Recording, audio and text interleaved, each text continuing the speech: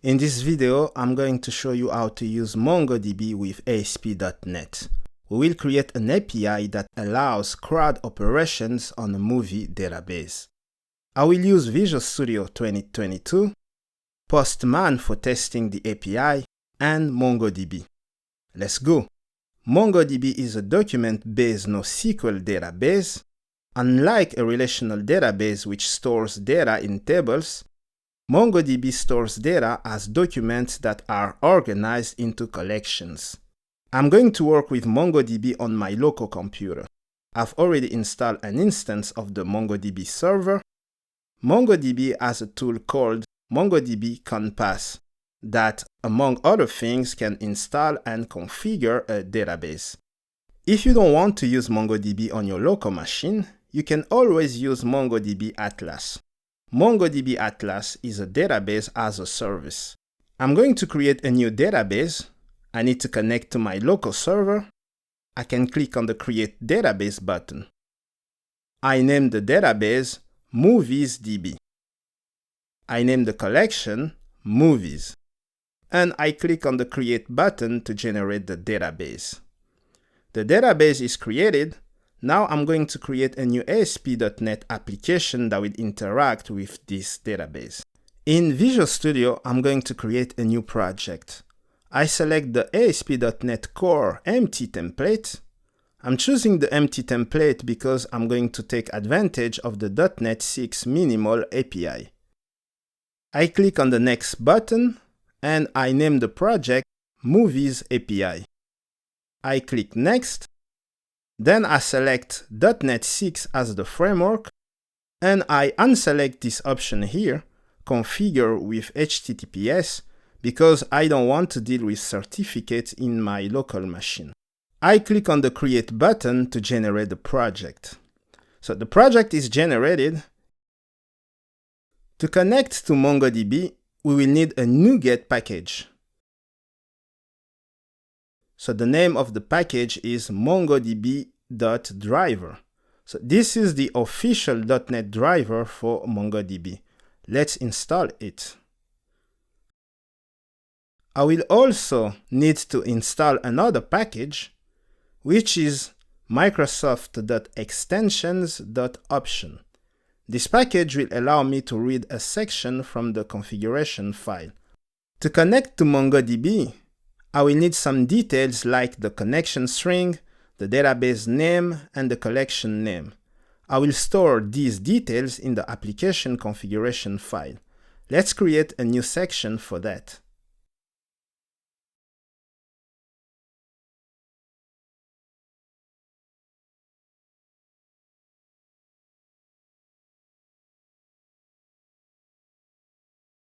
For the connection string, I'm going to the MongoDB Compass application and I disconnect from the server.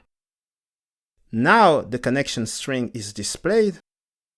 I click on the Edit button here and I confirm that I want to edit the connection string. Then I copy the connection string. I paste it in the configuration section. The database name is MoviesDB and the collection name is Movies. In order to read this section in my application, I'm going to create a new class. I name it Movies Database Settings. This class has the same property as the one in the configuration file. I need a property for the connection string, a property for the database name, and a property for the movies collection name. To use the class, I'm going to register it with the dependency injection container. This is done in the program.cs file. Now I can inject the movies database settings in any class that needs it. I need to create a model that will help read a document from the database. I'm going to create a new class and I name it Movie. This class will have property as the ID, the title, the year, a summary, and actors that play in the movie. To mark the ID property as the primary key, I decorate it with the bson_id attribute. MongoDB stores the primary key in a object ID structure. To tell MongoDB that it needs to convert from string to object ID, I decorate the ID property with the attribute bson_representation. The model is ready. Now, I'm just going to create a service that will allow us to create, read, update, and delete movies. I create a new class. I name it Movies Service. To perform operation against the database, I will need an object of type Mongo collection.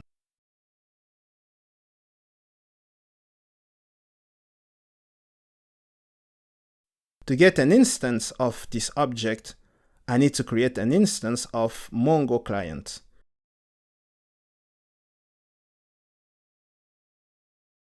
This object is responsible for running database operations. The Mongo client constructor needs the connection string. I declare the movies database setting class so it will be injected by the dependency injection container. I get the connection string from the movies database settings and create the Mongo client.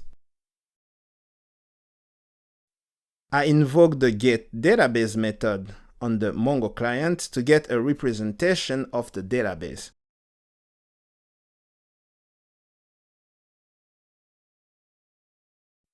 Then I use the getCollection on the instance of Mongo database to get the movies collection. Now that I have an instance of the movies collection, I can invoke method for creating, reading, updating, and deleting movies. I start by adding a method that returns a list of movies. The find method on the movies collection returns all the movies. Next, I add a method that returns a single movie. The find method returns the movie that matches the ID in the parameter. Next, I add a method for creating a new movie in the database. The insert_one_async method will insert a new document in the movies collection.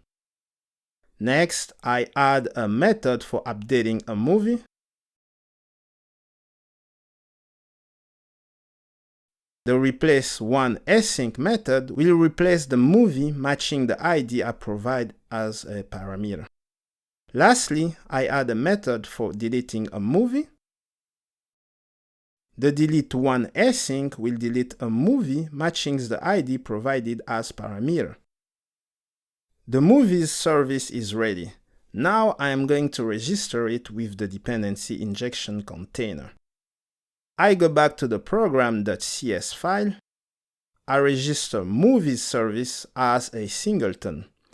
The reason why is because the service depends on the Mongo client, and it's recommended to use the Mongo client as a singleton. Now I'm going to create the endpoints for the API. First, let's change the root URL to show Movies API.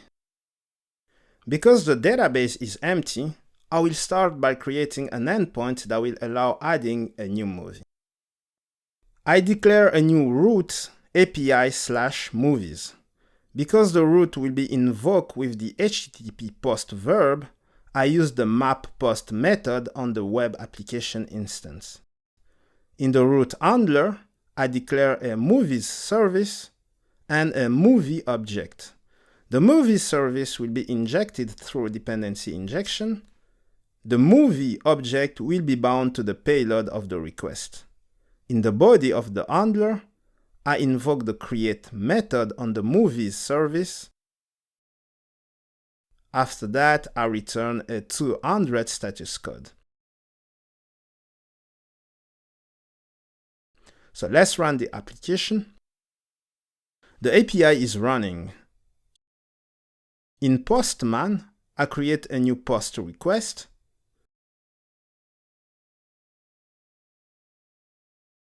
In the body of the request, I paste a JSON that represents a movie.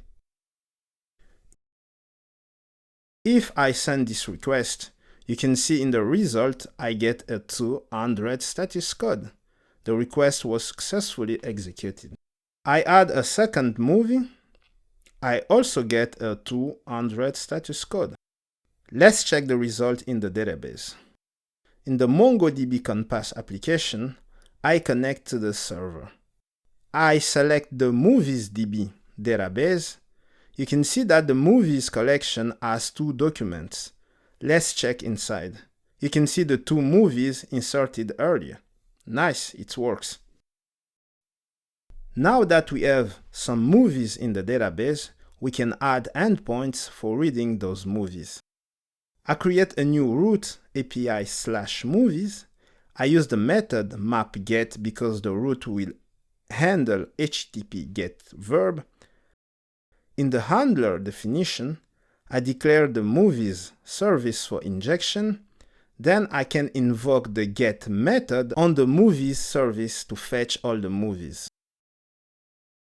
Let's test the application.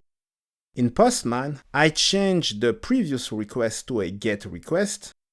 I remove the body because it's not necessary. If I send a request, I get all the movies.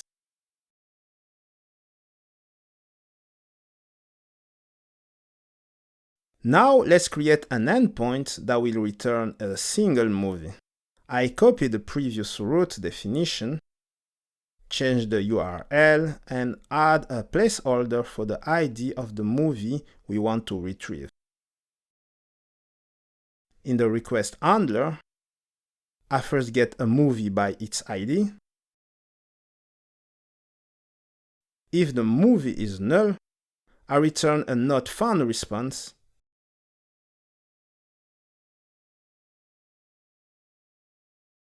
Otherwise, I return the movie found. Let's run the application. In Postman, I have a list of all movies. I copy the ID of the last one. I add it to the URL. If I send a request, you can see that I get a single movie now. I'm going to add a new movie. I send the request and it's been processed successfully. Now I'm going to add an endpoint for updating a movie. The root will handle the HTTP put verb. The ID placeholder in the URL represents the identifier of the movie we want to update. In the request handler, I declare the movies service for injection. The ID parameter is bound to the ID in the URL, and the movie object is bound to the payload of the request. In the body of the handler, I first check if there is a movie with the specified ID in the URL.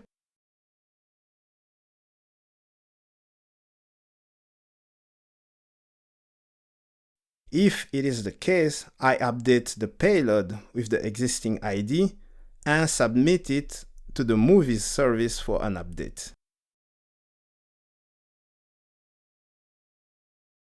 Let's run the application. First, I get a list of all the movies. I copy the body of the last movie. I change the verb of the request to a put request, and I paste the JSON copied earlier. I also update the URL with the ID of the movie.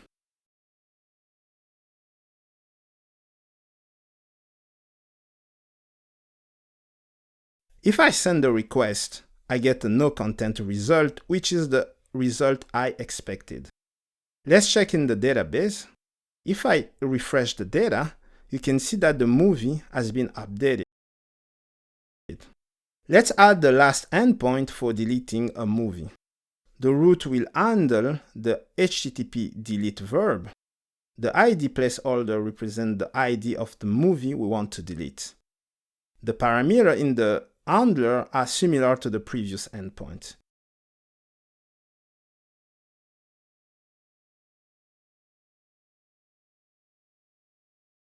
I first check if the movie exists in the database. If not, I return a not found response.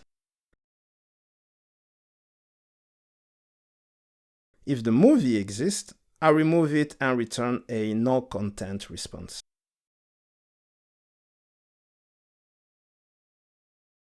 Let's run the application. So in Postman, I change the previous request. I delete the body. I need the ID of the movie. I change the HTTP verb to delete.